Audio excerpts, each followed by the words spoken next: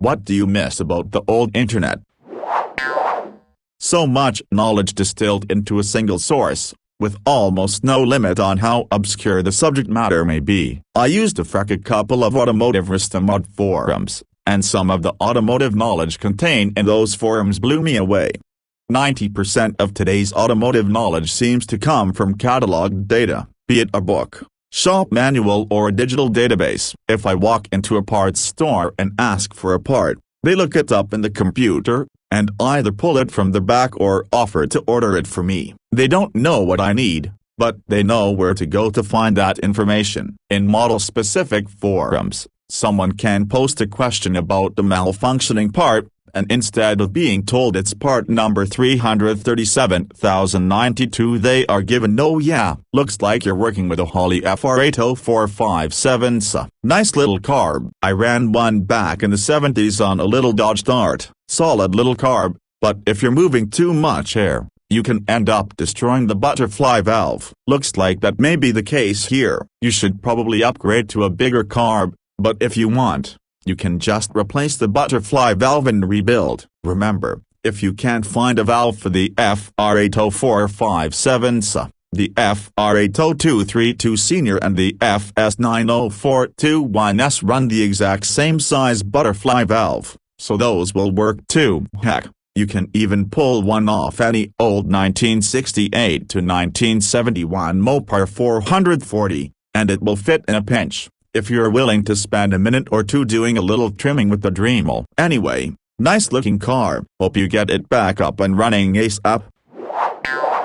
Today, many of those old forums are still alive in some capacity, but most of the traffic seems to have moved to Facebook groups, and the feeling is just different. On Facebook, that same advice would be met with "Holley sucks, man, get an Edelbrock 1406. Oh Jesus. Here comes John again with bad advice. Don't listen to this clown. He doesn't know what he's talking about. Or maybe just an endless stream of reaction GIFs. Somehow, the web just seemed like a kinder place when you had to seek out groups to participate in. Now with Facebook's "you like this so maybe you'll also like this" algorithms, you get 20 different, but very similar groups, all with their own unique culture, and they are presented to you without you even asking. I don't know if we were collectively just more civil toward each other 15-20 years ago, or if it's simply the fact that the internet was still in its infancy, and not every asshole in the world was walking around carrying a smartphone capable of spewing their rhetoric to anyone willing to listen. But discussion forums, bulletin boards were the best. Sense of discovery. You could go in these crazy amateur websites of individuals who catered to such specific niches and interests. They were not promoting or selling stuff on their personal websites. Also, hosting your own web pages was fun. It was just HTML, CSS and probably JS. Now you need a GB worth of boilerplate. Just get the simple website going. Trading games with your friends and modding it and adding features to the game and then FWD it to other people. The collaborations created amazing games and software. It was also exhilarating that the code you wrote was close to the metal. Trading games with your friends and modding it and adding features to the game and then FWD it to other people. The collaborations created amazing games and software. I remember playing fan translations of Pokemon Gold and Silver before they came out in the US, with different fan translation groups being around. There were also different fan subbing groups that traded anime as well before sites like Crunchyroll came around. I remember internet before Google came, in some time, maybe even now. This sentence would imply you're old. It was way more decentralized. Search results were not heavily manipulated. As it was in early stages, everything seemed more valuable compared to today, and the focus was not on instant and reward like now. And of course, niche forums were the holy grail of knowledge. I really hope that they will see some revival in future, maybe with the social media decline. Another good thing about old internet was that it was clean from that shit. We go back to boards again. Went out for a few drinks with a friend who was bored and wanted to hang out. She spent more time on her phone than talking with me, so I got up and walked out. She didn't notice me leave, I got a text halfway down the road saying WTF, where are you? So I said I left because you weren't talking to me. She asked me to come back, but I said, if you're gonna be on your phone all night, no thanks. The real answer is control. A reasonable analogy would be the Matrix. People talk about neutrality like it ensured equal access to every website. That may be the idea when viewing through that lens, but the reality is, social media is changing your viewpoint without most people even being aware of it. It's frustrating to me how stressed out some of my friends are because all they see is the reality that Facebook wants them to see. The old web was fun. The old web was easy. The old web was full of cat pictures, not to be confused with the new web, which is the place where it takes you 20 minutes to load a page. The old web was fast. There were no ads, no annoying pop-ups, no social media crap. There were no pointless updates that didn't need to be updates. No Twitter and Facebook and Reddit and hacker news. There were no clickbait websites. The internet was not on. The internet was in. It was the web. I remember those old GeoCities and Angelfire websites back in the day. A lot of people just wanted to set up a little space that said I was here and share something about themselves and their interests. Grandmas would show their knitting and be thrilled that about 15 people signed their guest book this year. Kids made silly webcomics before every remotely humorous webcomic got spammed to death. So many little niches and personal lives were shared in an organic and, dare I say, wholesome way. Trolls, shock sites and unsavory things definitely existed, but the web of that era was largely just a bunch of people saying to the world, come on in. Now if you post in the wrong subreddit you get banned from half the site, and everything is full of autoplay ads, terrifying headlines and threat that the other side is trying to hurt you. I miss that you had to be technically inclined to use it. This kept it kinda of exclusive and you could say RTM and people would read the manual. Gopher was to the point. The information without the window dressing. News groups where anything goes, and it usually did. IRC worked and there were no censors or fact-checking, just peers that told you when you were full of shit. There were no politically skewed morons because it was beyond the average parrot's mental capability. Yes, came here to say this. It was a cool kids club before, well, more geeky than cool, but it felt cool. That we all had to pay that intellectual price to get online, that we had to know something few others did, made everyone you met online less of a stranger, and nobody was trying, much, relative to today, to make money off of internet content, so searches brought better results. Well, when you found something, and ads were barely a thing. It just felt amazing. It was a naive, glorious adventure, and I miss it. This is more along the lines of old tech, but in college I got my hands on a pair of network laser repeaters. When linking two networks together, they had an optimum range of 100 meters, though it had a maximum effective range of up to 1 kilometer. Now, my dorm had crappy internet connection. Everyone was playing World of Warcraft back then, so if I wanted to get internet access without buffering, I needed access to a network that was going largely unused. A network like my computer across campus. From my dorm's window, I had a line of sight on the windows to the computer lab. So, I plugged one repeater into the internet router in the lab and aimed it out the window at my dorm room. I then plugged in my other repeater to my computer in my dorm room and aimed it back at the lab. For the rest of the year, I was able to play online video games without suffering from the lag the rest of my dorm mates had to endure. Also, I could get my computer lab work done from my dorm. That was pretty much the first thing I got into on the internet. Technically, Usenet still gets a lot of use nowadays, but only as a means for sharing binaries.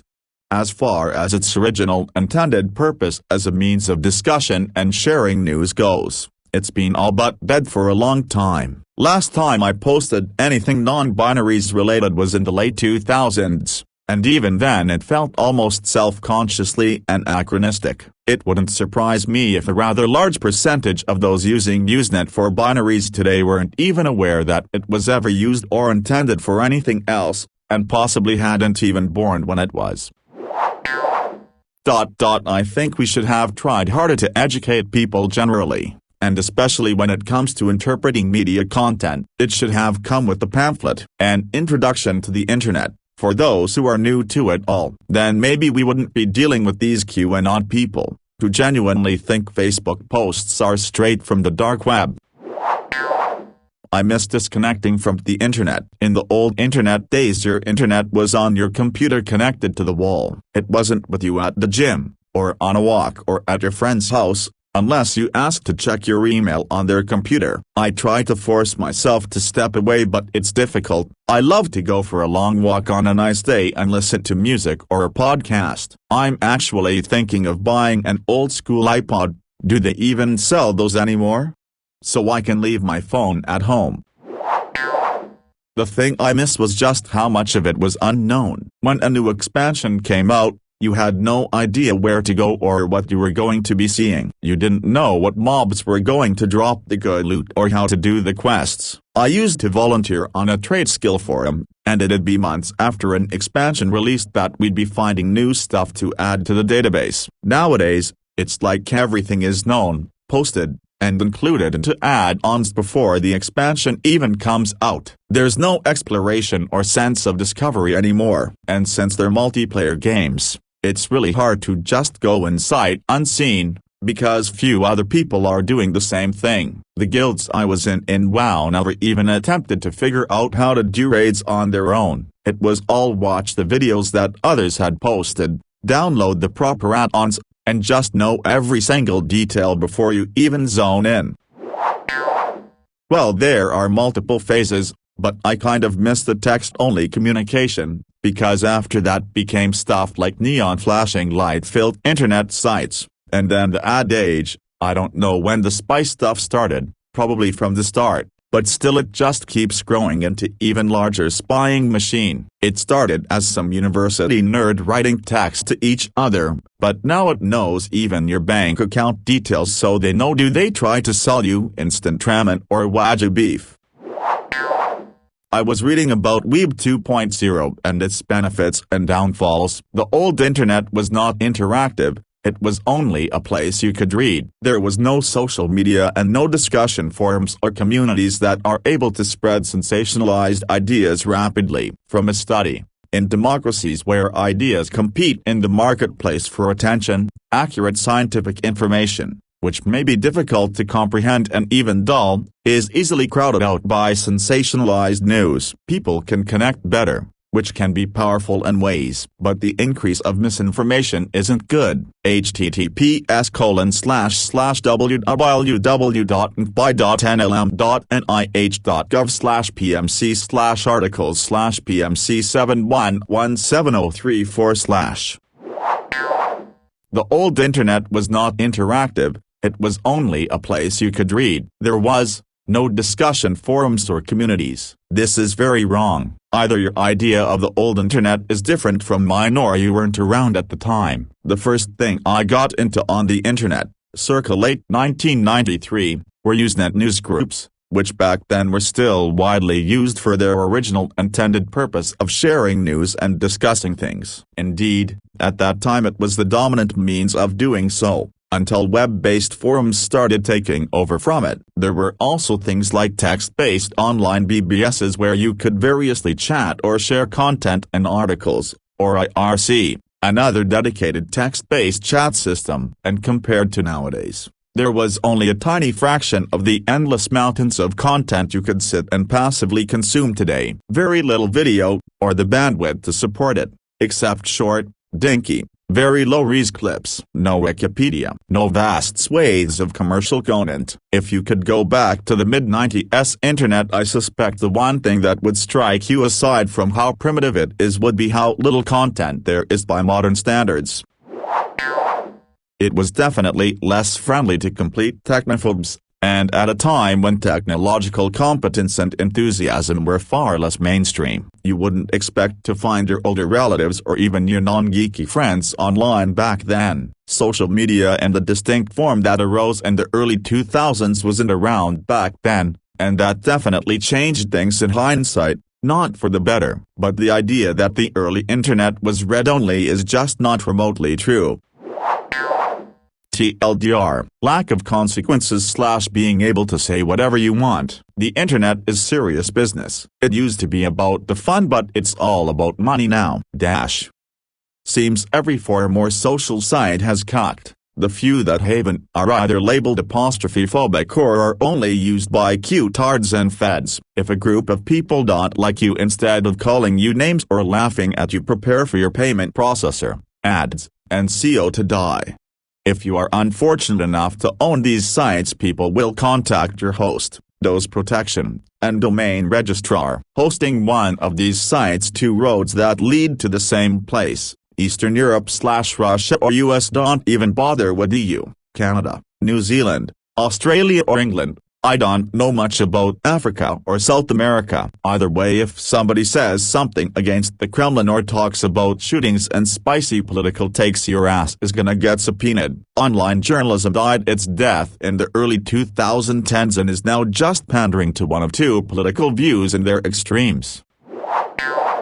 Alt tech is in a weird place. Most of them are just not YouTube, not Twitch, and not Twitters. Most of them are on the free speech train, but as we've seen, all are really after a mainstream acceptance and usually will buckle under pressure, which leads to the core user base abandoning the site, which leads to the service dying. eParlor and Live. I think my favorite alt tech was Stream.me cause it basically became the face of IBS. YouTube and Twitch have the opposite problem. YouTube is ran by old people and they still take stock in journos who are mad their income is being taken by YouTubers, and so the YouTube admins end up hurting their own site. Basically trying to prove itself to legacy media despite being more relevant than it. Twitch is managed and basically owned by college kids, and since Amazon is bankrolling them, all they have to do is make sure the community does not implode on itself.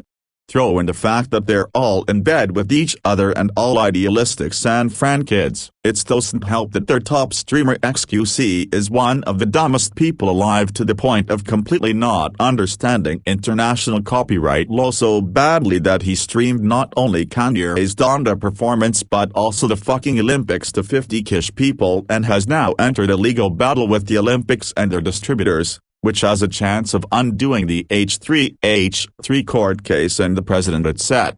But that's a personal grievance. Smile. Anyway, that's my why the internet sucks now tangent. I lifted or plagiarized a lot of points from this. My theory is that the money ruined it all. I miss the local bulletin board systems, BBS, that I used to frequent. We'd be online chatting with each other and one of would go, "Hey, you all want to meet up for ?" And 20-30 minutes later we're hanging out together, even if it was 3 in the morning. It was just good fun, even if the technology wasn't as good as things are now. I also used to frequent Usenet, although I wasn't as heavy of a poster and some were, it was still interesting to read all the posts.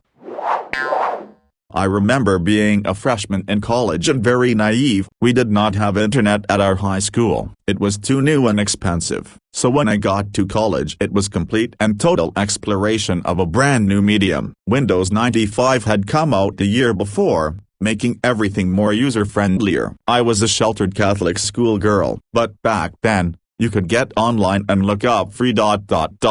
totally free porn. Not even pop-up ads, just endless websites and pics. Not videos yet, so I jumped headfirst into that shit and was quite scarred when I got done. From then on I just looked up interesting stuff, and fun stuff. It was totally the Wild West. Nobody was trying to make a buck off of your browsing choices, or stealing your info. Their info was there. It was in the open and there really wasn't much competitive stuff. It was awesome.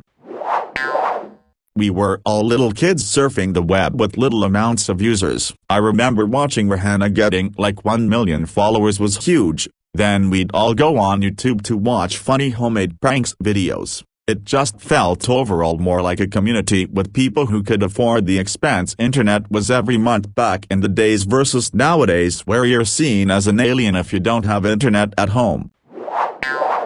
That it was something new and exciting. The net or the web was a place you typically visited rather than somewhere that was fundamental to your every waking minute. This is going way back. But does anybody remember using Active Worlds? Largely forgotten except for a video by Sauce. but it was intended to be an actual 3D browser that would rival Netscape and Internet Explorer. I love looking around on it because it makes me feel so nostalgic for the technological optimism of those days.